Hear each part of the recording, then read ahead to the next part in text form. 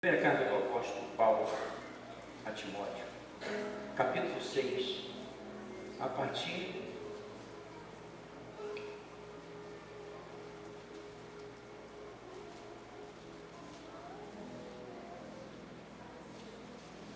do versículo de número 3. Nós vamos ler até o versículo de número 16.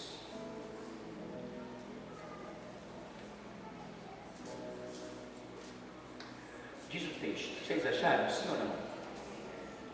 Se alguém ensina falsas doutrinas e não concorda com a sã doutrina do nosso Senhor Jesus Cristo, e com o ensino que é segundo a piedade, é orgulhoso e nada entende.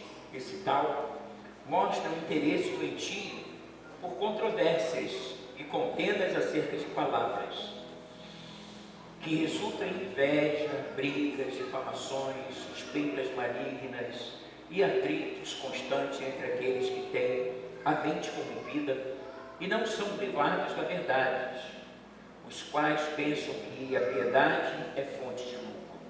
De fato, a piedade com contentamento é grande fonte de lucro, pois nada trouxemos para este mundo e dele nada podemos levar.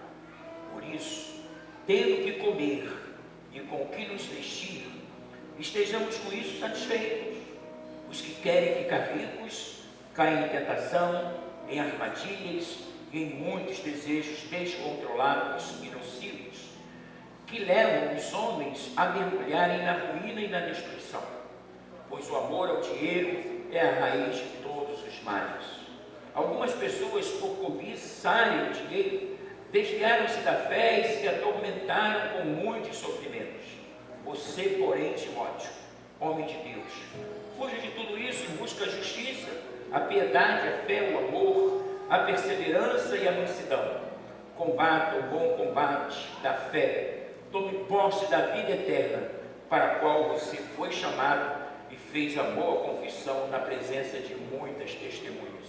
Diante de Deus, que de tudo dá a vida, e de Cristo Jesus, que diante de Pôncio Pilatos fez boa confissão. Diga, Jesus diante de Pôncio Pilatos fez boa confissão.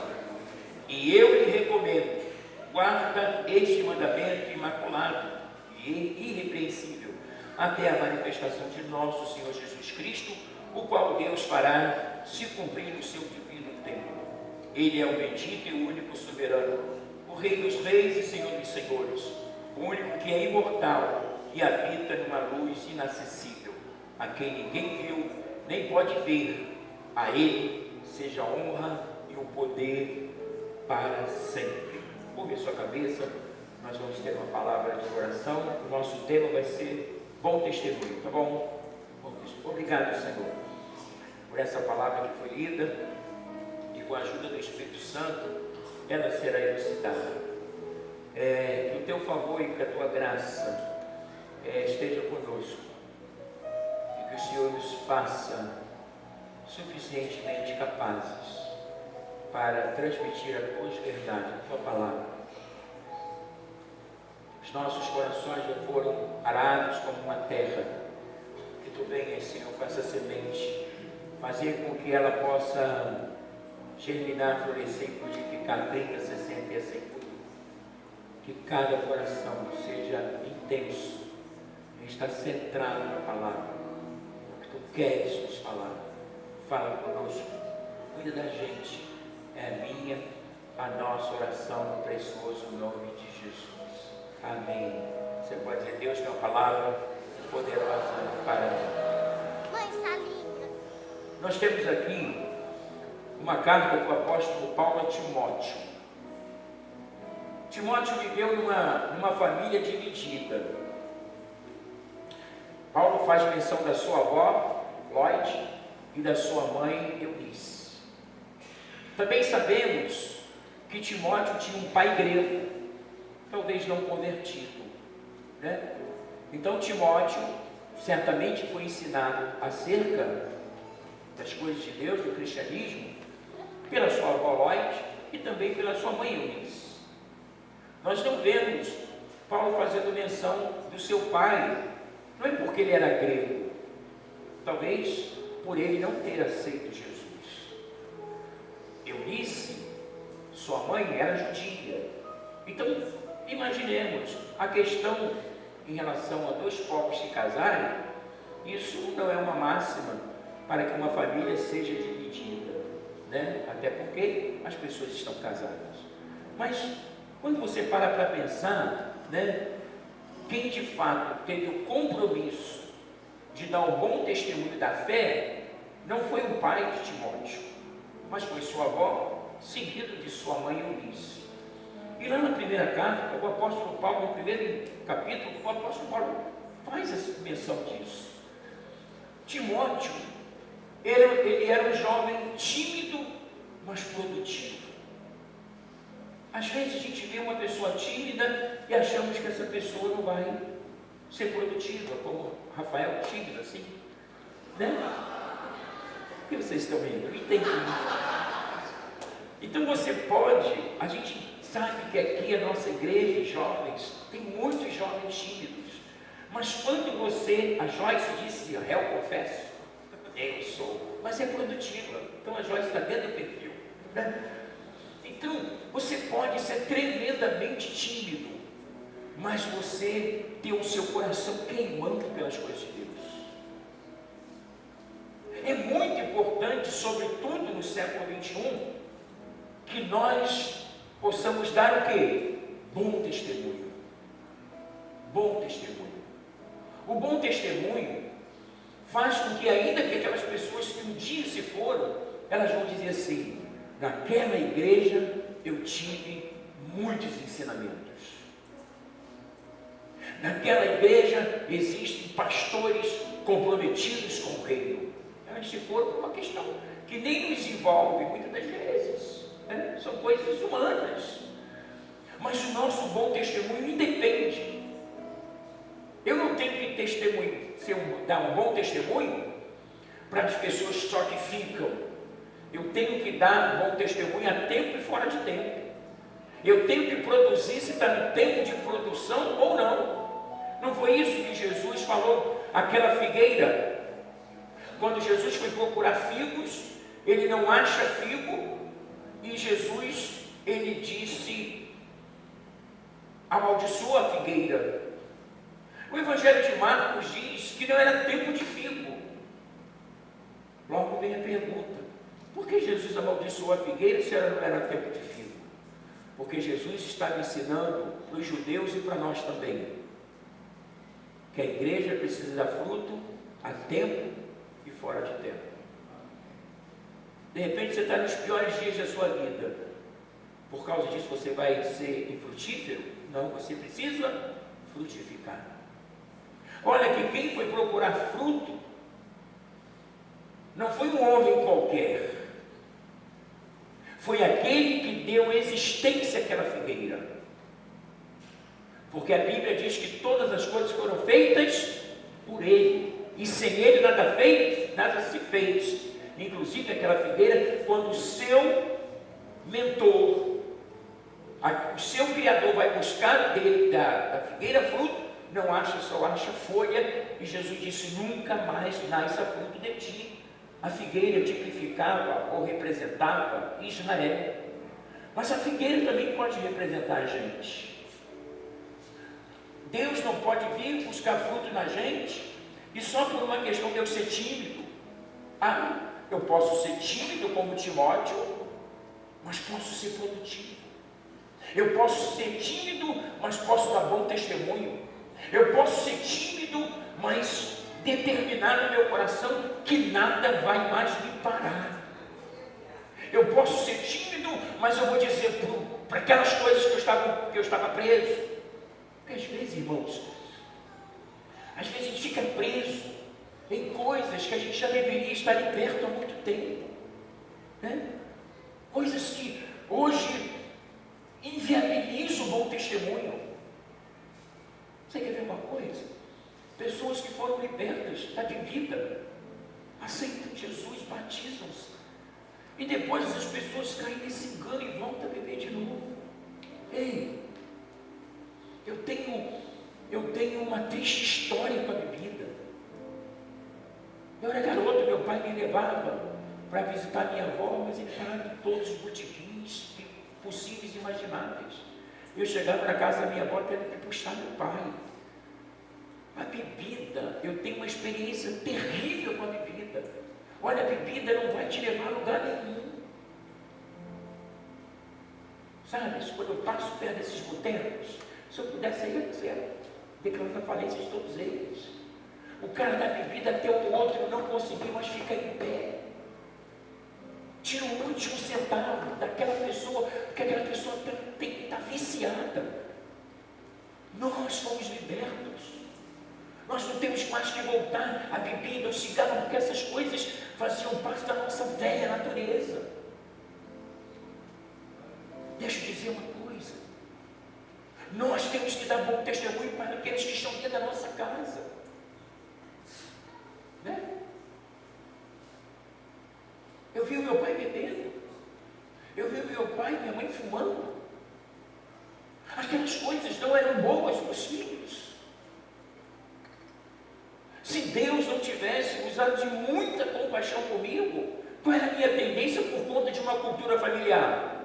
Eu estar bebendo e fumando. Né? Então, o bom testemunho é aquele quando você consegue se abdicar. Se você não consegue se abdicar por você próprio, viva a abdicação por conta dos seus filhos. Dê um bom testemunho. Nós estamos na ceia do Senhor. Existem coisas que já deveria ser uma página virada. Eu nem sei por que entrei nessa história, porque não foi basicamente isso que Deus colocou no meu coração, no meu devocional. Quando a gente fala de Deus, diga comigo, Deus é um Deus de padrões. Diga, Deus é um Deus de padrões. Repete, Deus é um Deus de padrões. E o padrão de Deus é excelente, perfeito. Tudo que Deus disser para você assim, isso você não vai mais usar, vai só te fazer bem. Isso você tem que deixar, deixa que vai te fazer bem, porque Deus é um Deus de padrões. Vocês ainda estão aí? Paulo está dizendo, se você transmitir essas instruções aos irmãos, será um bom ministro de Cristo, Timóteo, nutrido com a verdade da fé e da boa doutrina que tem seguido. Então, Deus está dizendo, olha, eu sou um Deus de padrões. Eu quero dizer para você uma coisa, se você ouvir a minha palavra, e você vivê-la, você não vai fazer dos seus filhos tão somente alunos, mas você vai fazer dos seus filhos mestres. Se nós tornarmos os nossos filhos meramente alunos, a gente ainda tem que ter um sentimento de insatisfação. A melhor visão é você fazer dos seus filhos mestres, porque eles vão ensinar os seus netos. Mas esse padrão começa onde? Com Eunice, com Lloyd. Paulo está dizendo isso da avó e da mãe que tiveram comprometimento de criar Timóteo. Talvez não sabiam. Ei, será que quando eu ia com meu pai à casa da minha avó e só conseguia fazer ele chegar, eu sei que meus irmãos vão ouvir e eu estou dizendo o que eu vivi, né? Não tem problema nenhum, porque hoje meu pai morreu salvo. Então, eu quero dizer para você que essas coisas marcaram, eu tinha quantos anos? 7 anos de idade. 50 anos depois, eu lembro como se fosse hoje. E às vezes dizia, pai, vamos embora, pai, já são 5 horas, 6 horas. Mais um pouco a saideira. Você como eu lembrei. Saideira que se tornava saideira, 10 saideiras. Porque 10 vezes ele dizia isso. Você vê como é que isso marcou negativamente a minha vida? Negativamente a minha vida. A única coisa que sobrepõe essa experiência negativa é que eu consegui falar para o meu pai no último momento e ele aceitou Jesus. tirou aqueles cordões de São Jorge que ele, sabes, né? Minha mãe só tinha filha menina, e agora está vivendo por uma série de casamento, e deram a oportunidade, vamos tentar mais uma vez. Nasceu o servo de Deus aqui. Mas meu pai era devoto de São Jorge. Meu nome seria qual? Mas só que Deus disse à minha mãe que o filho que estava no ventre dela não seria mais uma menina, mas um menino. Porque eles dariam o nome, nem de Jorge, o nome do meu nome seria Sérgio. Segundo meu pai e minha mãe acordaram. Mas minha mãe teve um sonho dizendo que um anjo falou para ela assim: não, o nome do menino vai ser Jorge. Aí entenderam o seguinte: aí pega o anjo, faz o anjo linkar, essa coisa assim, né? Quando eu me converti, eu disse isso para eles, né? Que Deus, na verdade, me trouxe à existência porque Deus tinha um propósito na minha vida ou na vida da minha família. E quando a gente conseguiu mostrar isso para os meus pais, os dois se converteram. Então eles resolveram: então não vai ser Sérgio, vai ser Jorge Sérgio, o nome do menino aqui. E o Almeida só para poder não perder o vínculo da árvore genealógica, né? Então, coisas que as pessoas vão, nas suas conveniências, conjecturando. O que eu quero dizer para você: talvez o teu fundo histórico seja o pior possível, mas faça valer, pelo menos a partir de você, o bom testemunho. Queira ser aquela pessoa que as pessoas queiram andar.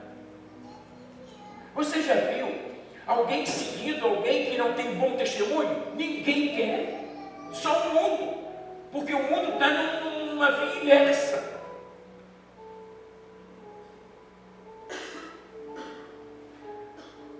As pessoas querem estar com pessoas que têm bom testemunho, pessoas que estão fidelizando a fé, pessoas que estão fidelizando a família, pessoas que estão fidelizando o lar, pessoas que estão fidelizando a igreja, pessoas que não estão, né, de bobeira aí, mas estão servindo a Deus porque sabem que foi Deus que os chamou e eles precisam. Nós precisamos de ter um bom testemunho, porque, meu irmão, se não tiver bom testemunho, vai chegar lá no céu: em teu nome eu curei, em teu nome eu expulsei demônios, eu curei os enfermos.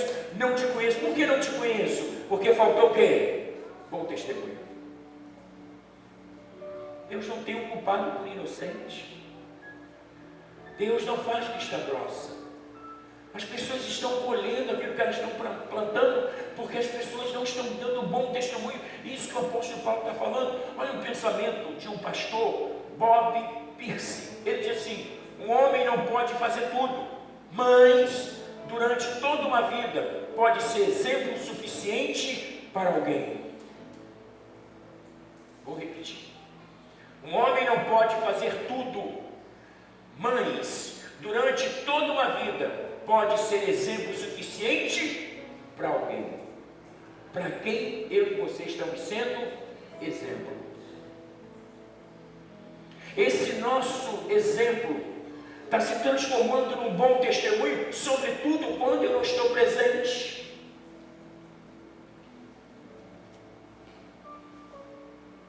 Porque as pessoas falaram até de Jesus. Você pode usar isso, essa frase feita, a gente até concorda.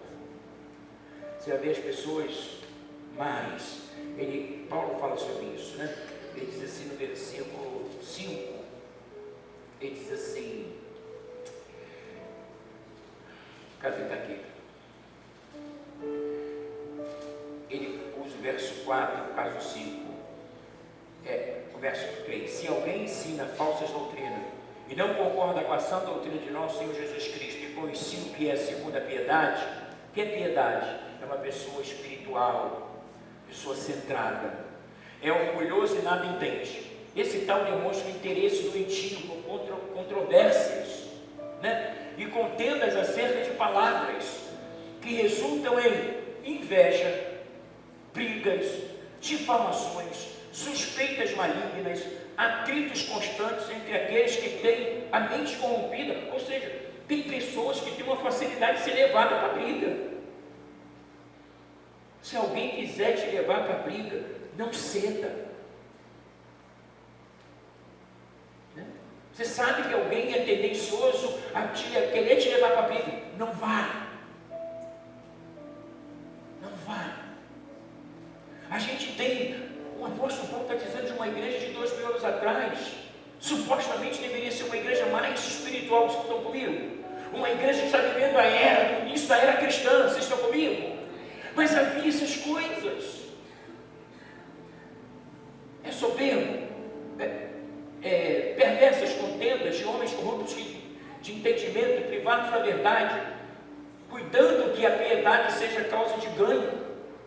Aparta-se dos tais. Nós estamos falando de uma realidade de 2000 anos atrás. Volta lá para o 3, só porque você deu base aí, eu vou usar aí o telão. Verso 3, olha o que ele diz.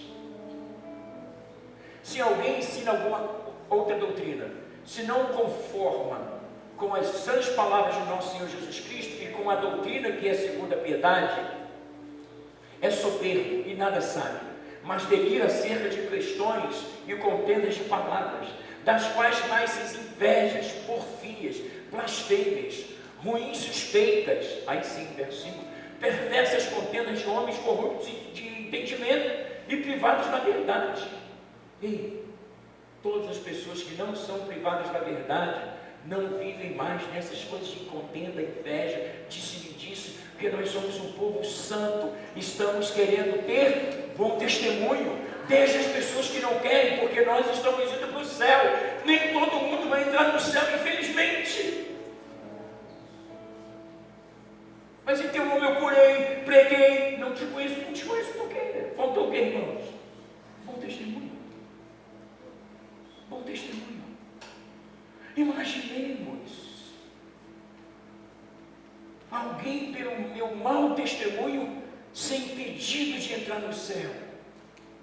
Eu vou dar conta.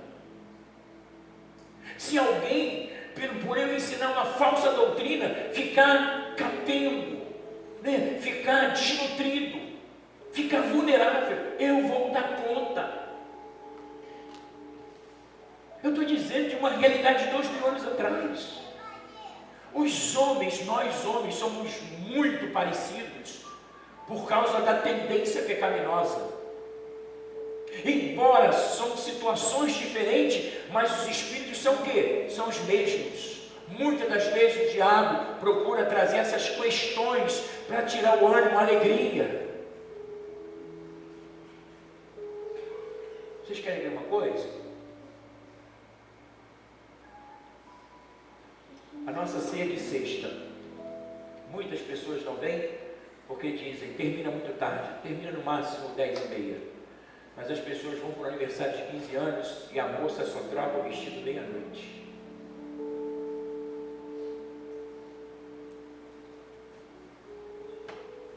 A gente é muito ingrato com Deus. 2 vezes na semana a gente assiste um filme até 2 da manhã, mas a gente reclama se a ceia terminou 10h30. O que é pior, a gente reclama com alguém, e quando reclama com alguém, a gente está dizendo para essa pessoa que não vale a pena vir à igreja. Isso é ingratidão a mim não, porque eu tenho uma ceia aqui 10h30, irmão, se vocês quiserem, eu termino a ceia. Começo ela 8h30, termino 9h30. É só me ensinar. Fácil assim. Né? A gente canta 2 louvores, um ofertório para o final. Em vez de pregar, eu leio 1 Coríntios capítulo 11, porque assim eu recebi do Senhor que também vos ensinei. Entra na praticidade, distribua a ceia, você vai sair aqui achando que ceiou mais uma vez, mas você vai sair daqui sem ensinamento. Isso não vai te dar base nem raiz, porque a palavra que te traz base para você dar um bom testemunho.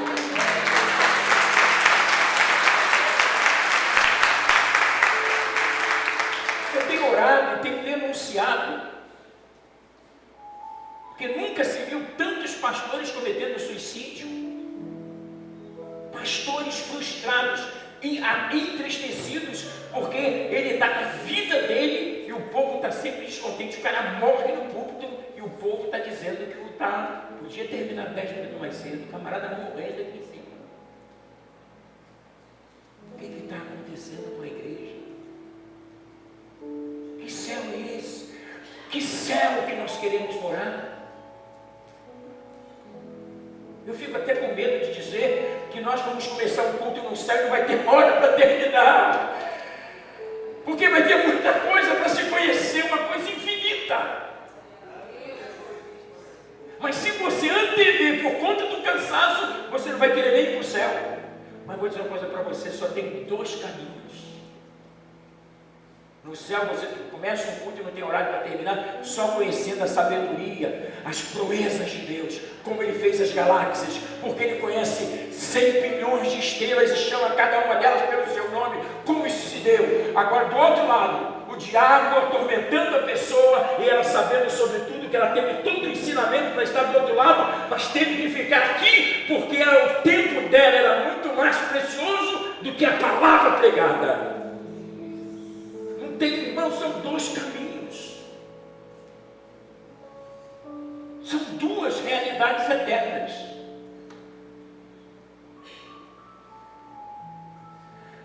Enquanto a gente tem vida, a gente tem a oportunidade de se arrepender, né? Dura essa palavra. Mas as pessoas, eu assisti um filme, Evangelho, que o cunhado daquele pastor, do bispo, fez alguma coisa que não devia. O cunhado daquele bispo, que se dizia membro da igreja deles, envolvido com pedofilia, foi denunciado pela própria sobrinha. Ele, uma vez preso, o bispo foi visitado por aquela cunhada. Ele perguntou ao bispo: o inferno é real? Ele sabia o que ele tinha feito. Ele precisava definir ali na cadeia. E o bispo disse para ele assim: eu bebo, mas algumas vezes acho que o inferno nunca vai acontecer. Olha só. Isso chama o quê? Politicagem. Politicagem. O irmão chegou aqui na nossa igreja e disse: eu vi de uma igreja que o pastor pegava a maquininha, ele ia lá na minha loja pegar o meu dízimo. Eu falei: aqui a gente não faz isso, mas chegou aqui e nunca mais deu dízimo. Será que para cada pessoa Deus não instituiu um pastor? Quando ele teve a liberdade, ninguém nunca tem dito para ele: entrega teu dízimo. No dia que ele não viveu essa pressão que ele fez. O que está acontecendo com a gente, meus irmãos? Aqui você vai poder celebrar. Aqui a gente pede que os obreiros que não são dizimistas não subam para pregar. Nem receba o seu envelope. Sabe por quê? Porque se ele não tem fé para dizimar, ele não tem fé para te abençoar. Isso é engodo. Eu não aceito isso. Não dá o dízimo, mas recebe teu dízimo. Isso é fogo estranho diante de Deus. Qual é a igreja que a gente quer pertencer? Pastor é uma boa pessoa, eu sei de tudo, vejo tudo, até porque sou eu que assino o livro comigo no caixa. Mas vou ficar indo atrás de você para falar disso? Não. Sabe quem sustenta esse ministério? Eu vou dizer o que Mardoqueu disse para Esther, quando ela quis se omitir: se de tudo te calares, de outra parte virá socorro. Entretanto, quem sabe que se Deus te colocou em você com um propósito, e qual era o propósito? Dela ser usada para ligar o povo de Deus. Se Deus te deu um salário, você acha que o propósito é para quê? Nós nascemos nu. Nascemos nu, nada temos. E às vezes, irmãos, é o que o apóstolo Paulo fala assim, ó. Desculpa aí, tá? Ordena aos ricos, verso 17, no presente mundo que não sejam arrogantes, nem ponham a sua esperança na incerteza da riqueza, mas em Deus que tudo dá, mas em Deus que de tudo nos provê ricamente para a nossa satisfação. Ordene-lhes para que pratiquem o bem, sejam ricos quando? Em boas obras, generosos e prontos para repartir. Dessa forma, eles acumularão um tesouro para si mesmo, um firme fundamento para a era que há de vir, e assim alcançarão a verdadeira vida. Nesse momento, vou nem perguntar se vocês estão gostando da mensagem. Olha,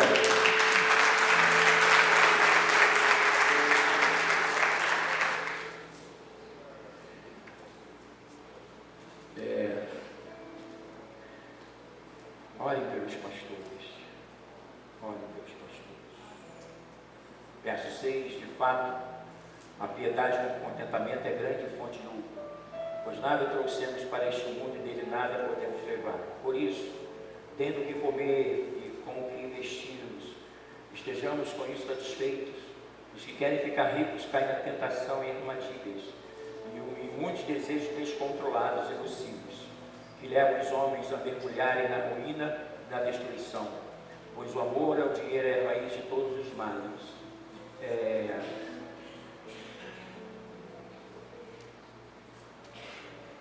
Quando a gente fala, eu fico chateado com essas coisas, porque todas as vezes que o pastor fala de dízimo e de oferta, a gente tem uma frase feita, todos os pastores, por isso que poucas vezes eu falo.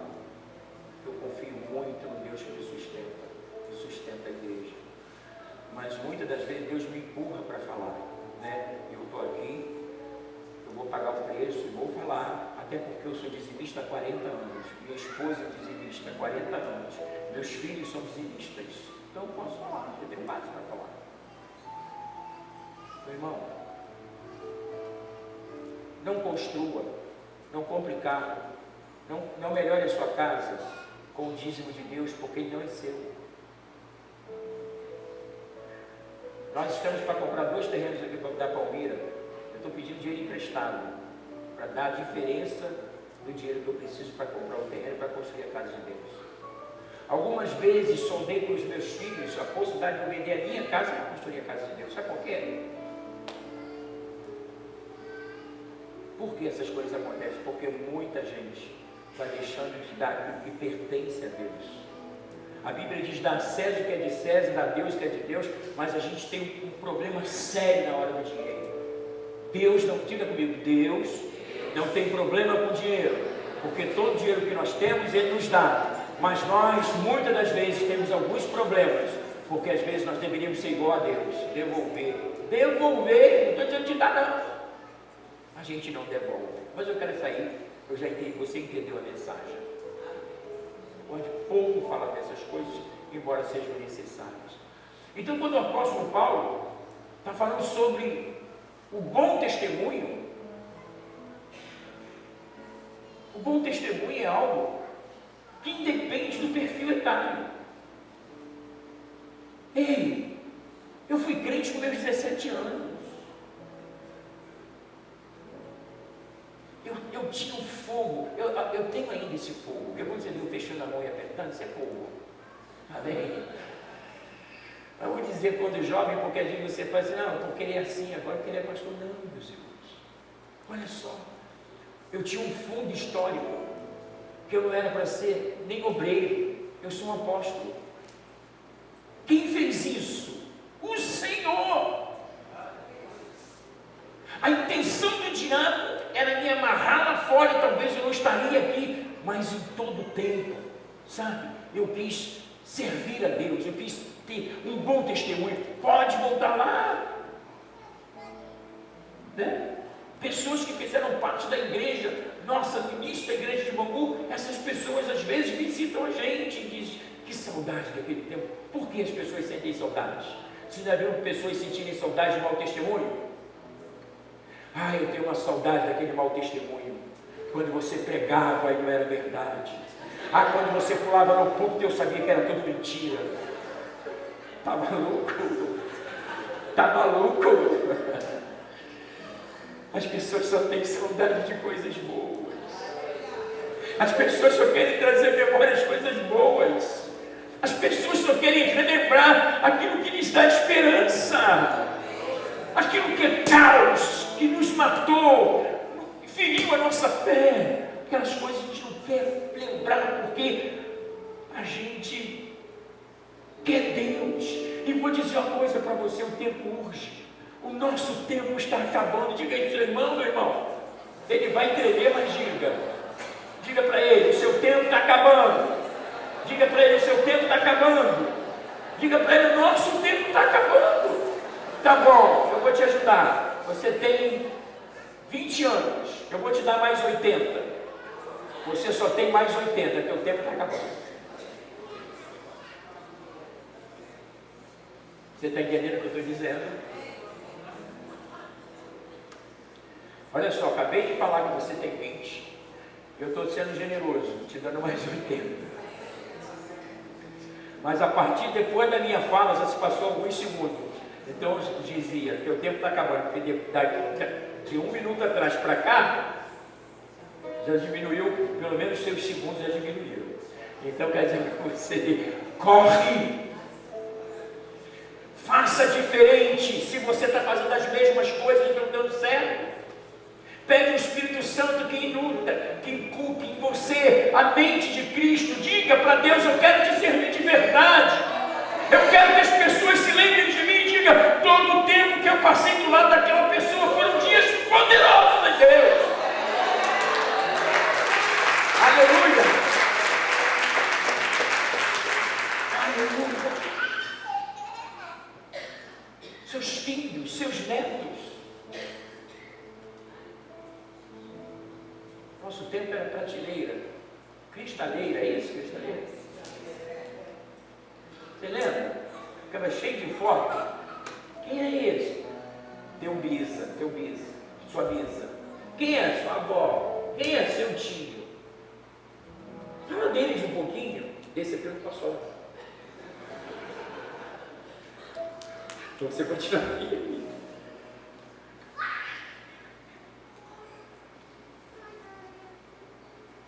As pessoas podem dar bom testemunho seu dentro de um contexto de igreja.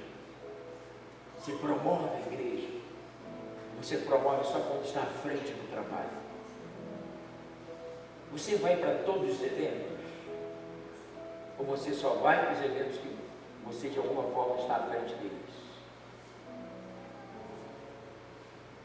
Ontem nós tivemos o batismo. O que é o batismo? São duas festas, as maiores, ceia e batismo. Porque o batismo é a consolidação do ID. E a ceia é a bonificação do ID. É onde nós estamos sendo bonificados, comendo e bebendo, porque enquanto a gente come e bebe, Deus nos fortalece. Poderia ter maior número de gente lá, mas eu até disse que o número foi bom. Não quero nem trazer isso para você não ficar triste. Você vai cear daqui a pouco. Nem pensar em você. Cear não, irmãos, porque a palavra hoje só Jesus. Não faça isso.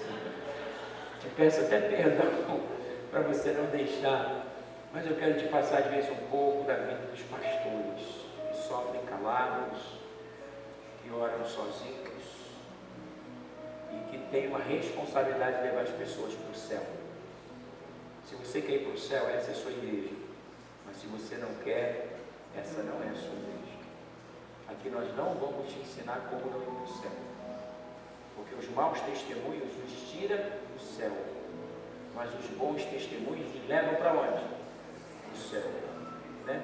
E eu encerro dizendo, dessa forma, versículo 17, eles acumularão um tesouro para si mesmo, um firme fundamento para ela que há de vir, e assim alcançarão a verdadeira vida. Timóteo, guarda do que lhe foi confiado, evite as conversas inúteis e profanas, e as ideias contraditórias do que é falsamente chamado de conhecimento, professando alguns, desviaram-se da onde, irmãos? Da fé. Deixa eu dizer uma coisa para você. Se um sonho de você ser conhecido, se você busca esse sonho, mas se isso vai te tirar o céu, deixe esse sonho de lado.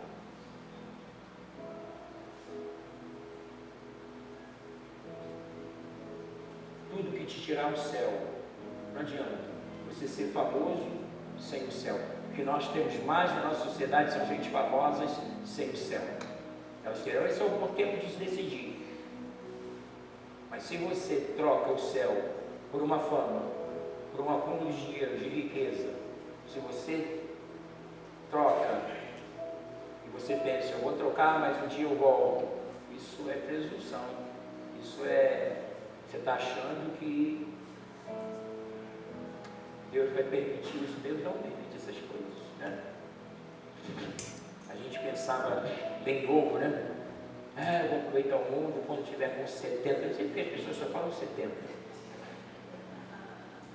A maioria que eu ouço é quando eu fizer 70, eu vou, aleluia, Jesus. Engano. Se Deus te chamar com 17, você vê, eu estou aqui. Ninguém chama e fala como Ele fala. Sabe por quê? É você e Deus. Você foi criado, trazido para essa geração com um propósito. Dentre tantas coisas que Deus tem, o seu bom testemunho vai exalar, vai ser um cheiro. As pessoas vão querer estar perto de você, porque você é alguém segundo o coração de Deus. Amém.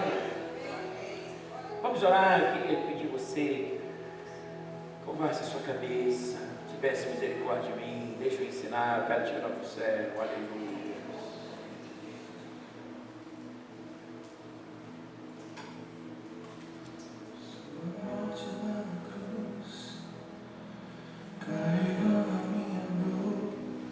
Você esforço por mim,